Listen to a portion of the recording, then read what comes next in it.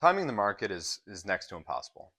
So to put that into context, let's take a look at market returns over the last 20 years, but if you had missed just the best 20 days over that 20-year time frame.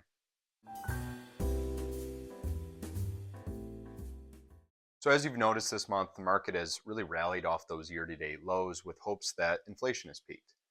Evident of this was the S&P 500 rallying over 5%, the Nasdaq jumping over 7% in a single day last Thursday.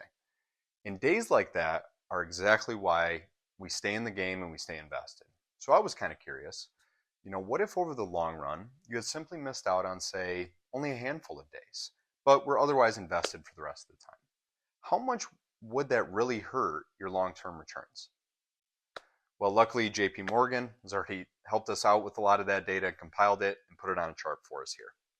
So what we're looking at are the last 20 years of market performance of the S&P 500. So each year, fun stock market trivia for you, there are 252 trading days. So over 20 years, we're looking at little over 5,000 trading days. And if you stayed invested, stayed in the game through the good, the bad, and obviously the ugly during that time, you would have still averaged almost 9.5% per year. Crazy enough, though, is that if you start to miss days, your average return significantly declines. Just missing the 20 best days over 20 years, a relative drop in the bucket to 5,000 trading days, if you had missed those best days, your returns are absolutely decimated. And if you had missed 30 days, you can see you're probably better off just leaving it in cash the whole time.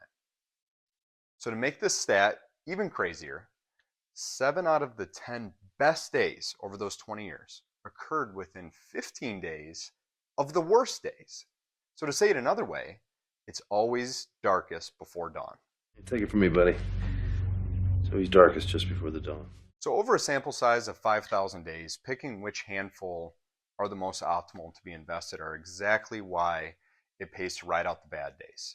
Because in my mind, the risk of being out and missing out on a day like we had last week outweighs the risk of being in during the bad days.